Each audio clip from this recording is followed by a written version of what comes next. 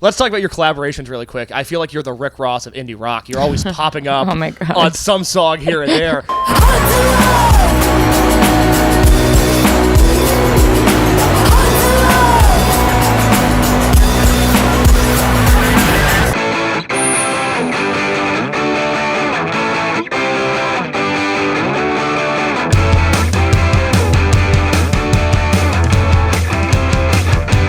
How are we doing, everybody? This is Case from Q101, and this is A Case For, a show in which I have coerced management and letting me talk to my favorite bands, and it is a delight to be backstage at the Salt Shed with Alicia, otherwise known as Bully. How are you? I'm good. How are you? I'm fantastic. Thank you so much for taking the time to talk to me. This is quite exciting. Yeah, no problem. Oh, my goodness. This is so much fun. I will say we're sitting back here in your green room. It's a lovely spread. You have flowers. You have company. It's very nice. I do not see your dog, and I was really hoping that the dog that you constantly post on Instagram that I am a huge fan of was going to be in the flesh, and I must admit I'm a little disappointed by that. I know. He usually would be here, but I made him go to New Mexico with me last month when I was home for like over 2 weeks, and he was mad at me for that because he doesn't like the pebbles. He doesn't like standing on pebbles. So this is him touring in winter is like his worst nightmare. If it's below like 68 degrees, he's not happy. So I feel the same way, and I live in Chicago, so it's a tough life. Yeah. I would imagine, and tell me if I'm wrong, but the logistics of touring with a dog seems tricky. Because they need care. They need attention. Yeah, you have to like plan it out. You have to like plan your stays, and it makes more sense if you're like headlining. You know what I'm saying? Absolutely. You want to respect everyone's space. So, yeah. Of course. Well, love the dog. Love it on Instagram. You've been touring, I would say, pretty much this entire year. You opened the year doing shows with Group Love. You played the Riv here in Chicago. You did some solo stuff this summer. You're at Empty Bottle once again in Chicago. Now, as we this will air at the beginning of 2025, but as we sit here at the end of 2024, you're on tour with Suki Waterhouse at the Salt Shed here in Chicago. I have a question about being an opening artist, somebody that's not headlining these shows. Mm-hmm. I would imagine, because you play such emotional, and I mean this as a compliment, but soul-crushing music, it might be very challenging to be an opening artist when not everybody in the crowd knows who you are. And I would imagine after a long tour, yes, you probably win people over in every city, but is that at all mentally taxing, going out there, pouring your heart out, and doing it to people that are more than likely not there to see you? Yes. Yeah. 1,000%. Yes. Does it ever get easier? No. Not really. Not really. Are there any crowds, whether it is Group Love or Suki, any fan bases that you feel like, oh man, they might not have known me when I got on stage, but they get me. This is a very welcoming environment. This is very nice. Yeah, I feel like Suki has really, really particularly nice fans that are like champions of Bully, and it's been great. Good. They're really like the nicest audience to play for, honestly. Like it's very fun. And it's great. Good. That's what I like to hear. Yeah. Something else that's great is your music. I've been a fan for a very long time now. I discovered you via a Hollywood Handbook episode that you did, which I feel is worth noting. Where I was like, okay, she's awesome. I need really to go. But you released a song this year. The song is called Atom Bomb. Good Lord. A heavy track, if there ever was one. Talk to me about creating this song, first of all. How long did it take you to write something like this? Well, I had initially had it kind of like recorded with all of the other songs from Lucky For You, and it didn't make the cut because I was uncomfortable putting out a piano song because I thought everybody would hate it. But then I kind of like had maybe, I don't know if it was not like half a year of touring or something, and I came back and I just wanted to rework it a little bit, so I got back and immediately like re-recorded some vocals and lyrics, and then I just decided to put it out because I was like, why not? I don't know. I have nothing left to lose. Wow. And it came out on Leap Day, which was so fun. It felt like a bonus. It did? Yeah, for 2024. Wow, it felt like great. a little bonus where I was like, oh. Yeah. In another year, we wouldn't have got this. Thank goodness there was February 29th. Yeah. Yeah. Was there ever, at any point during the production of this song, any sort of intention? Did you have to pull back on adding more to it? Because I love the distortion in your guitars in most songs. I love the way your vocals sound in most songs, but this song is very bare bones. It's you and a piano. It's very unlike you. Was that hard at all to stick with that concept and write it out? Yeah, I mean, because I had originally tracked that demo with electric guitar and to a drum beat. So changing it was, it was super weird, but it made more sense, and I think it ended up being complementary to the song. And I think that if I learned anything from it is that it's nice to be able to showcase the songwriting aspect of Bully and not just like the stuff that's covered up with noisy guitars.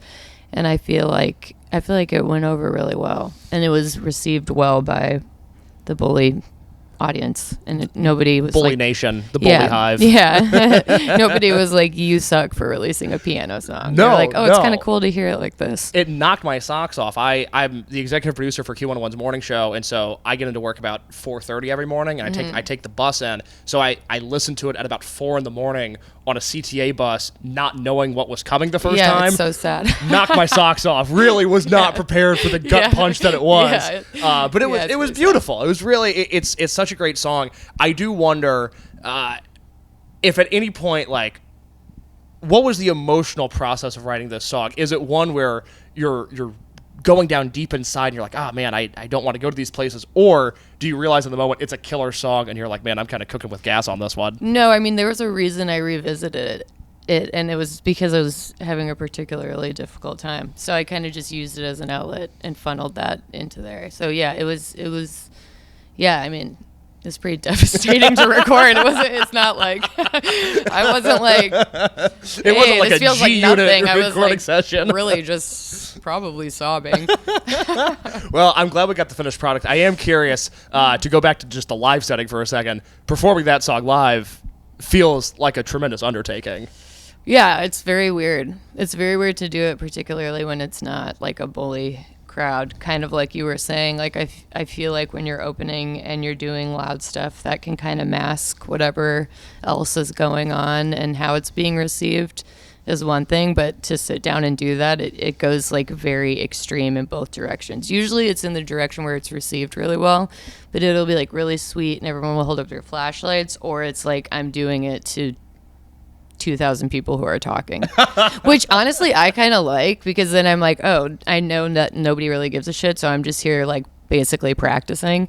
And that is kind of, I don't really, it's entertaining for me. I had already overcame those obstacles with the Group Love tour, because that was the first time I ever toured solo.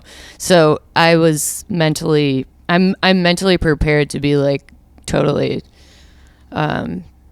ignored at all times. Like it's fine. It's kind of like part of it. That's kind of why it's all just like kind of part of like an experiment to be like, how am I going to react to this not being received well? How's that going to make me feel, and what is that going to do moving forward as far as like how I would like to decide how to perform these songs? Of course. Do you remember the first time you played it live and what you were feeling in that moment? Yeah, I did. Because I played it, that basically went and did those vocals, I think, beginning of November, and then that tour was January. And I did, that was my first time ever playing piano live, and my hands were just shaking, and I played everything way too fast, and I like doubted every move that I made, but I got through it. Actually, I don't know if I got through it, because I still kind of do that when I play solo songs, but it feels like I know that I'll survive it. So I really honestly have been through so much humiliation on stage alone that like it doesn't, not much, I would imagine, can faze me. I don't really like. Yeah, being a touring musician for a decade now, I would imagine you have thicker skin than when you started. Yeah, but doing it solo is actually like a whole different world. And the thing about that is like, what is particularly scary about that is if someone does want to heckle you, or if you do fuck up, it's only you. It's like obvious. There's no hiding it. You're just like, oh, my hands just decided to freeze up and are now refusing to do something that I have done endlessly for the past like 3 weeks. But right now when I'm in front of people, my brain is just going to torture me, being like, don't freeze up, don't freeze up, don't freeze up. But do people heckle you? No, it's literally never happened. Good. All right. Literally never happened. I was gonna have to talk to some people.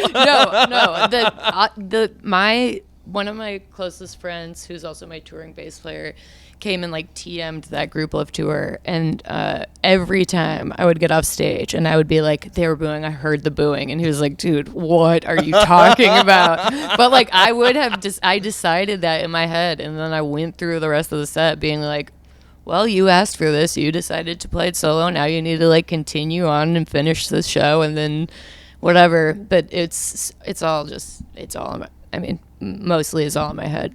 People I'm sure love you. there's a percentage that isn't, which is fine. Let's talk about your collaborations really quick. I feel like you're the Rick Ross of indie rock. You're always popping up Oh my God. on some song here and there. Military Gun, Gaslight Anthem, your song with Soccer Mommy. You popped up on a Blonde Shell song this year. Do you have a favorite of the collaborations that you've done as the Rick Ross of indie rock? No, honestly, I really like them. I really like them all. Yes. Yeah, there's not really a favorite. I mean, when Sophie sang, it was on a Bully song, so like obviously that was cool. And she's one of my really close friends, so that's always like, we're playing the Ryman tomorrow, and she's gonna come up and sing with me, and so that's like awesome. Particularly fun because it's like kind of comforting being like, oh look, now my close friend is up here and we have to try and not laugh in front of like 2,000 people, but like neither of us are really like, it's, I don't know, just a show at the end of the day. Absolutely. How did the Military Gun one come about? Because Q101 has really embraced Military Gun this year. I annoy Ian every time that he's in Chicago by saying hi to him and just pestering him with questions and whatnot. But that collaboration you guys did, I think, is in particular very, very beautiful. Yeah, it just came up because he asked me to do it. He's been a Bully fan for a really long time, and I'm a fan of Military Gun. So when he asked me, I was like, yeah, of course. Good. I love that. Sure, why not? I'm glad it happened. Yeah, It's very me nice. too. Yeah. All right, before I let you go play in front of a sold-out Salt Shed where you're going to crush it tonight and nobody's going to heckle you and everybody's going to love you. Well, now that you said it, Look, I'm going to be in the now crowd. you said it, I'm going to need your contact information when you leave this room. It's going to be okay. I'm going to be in the crowd. If anybody starts to heckle, I will bounce them out. It's going to be great. It's going to be great. Okay. But I talked to a band this past week called Dexter and the Moonrocks, who has blown up on alternative radio this year. Very nice guys, very fun guys, and a lot of their lore, if you will, their history is like, hey, we just grew up in our parents' basements listening to grunge records. We were like, we should start a grunge band, and that's kind of what they did. And it hit me because they're both, the guys I talked to were 25, I'm 25, and I'm now seeing a generation beneath me for the first time of like people that don't share my influences, that have no real frame of reference to the things that inspired me. So I ask you, a savant in music knowledge, a tremendous musician in your own right, what is the one album that you would recommend that Gen Alpha, your 16 to 8-year-olds right now, what is the one album that they need to hear and embrace? And Pod let it by the shape Breeders. Say that one more time. Pod by the Breeders. Pod by the Breeders. Or a Replacements record, but Pod by the Breeders. Which Replacements record?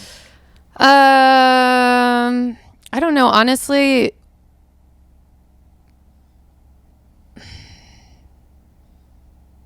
it's kind of a toss-up because some of his solo songs I like almost as much. Really? I feel like some of Paul Westerberg's solo songs, so I feel like I can't even, maybe, I don't know. All of them. You should listen to all of them. Maybe Sorry Mom, I forgot to take out the trash. Yeah, here's my thing. I'm not a big Replacements guy. I mean, Do you hate me for that? No, I don't. Okay. I don't give a shit what anybody likes. It's none of my business. All right, good. Well, I'm gonna fix that in 2025. I'm gonna dive back into the Replacements. We love Breeders. Phenomenal band. As are you, Alicia. Thank you so much for taking the time. Before we go, is there anything you want the audience of Q101 to know? Thank you. Yeah, thanks. Thank you. Well said. Well, you can follow me on Instagram. I am at _Case Lowe. That is CASELOWE. New episodes of Case For every Monday with bands like Military Gun, Knocked Loose, Jeff Rosenstock, etc. My guess is if you like Bully, I've probably talked to somebody else that you like, so check that out on Q1's YouTube channel. Like, subscribe, do the whole thing. Listen to her music. She's wonderful, and we'll talk to you next week. Thanks.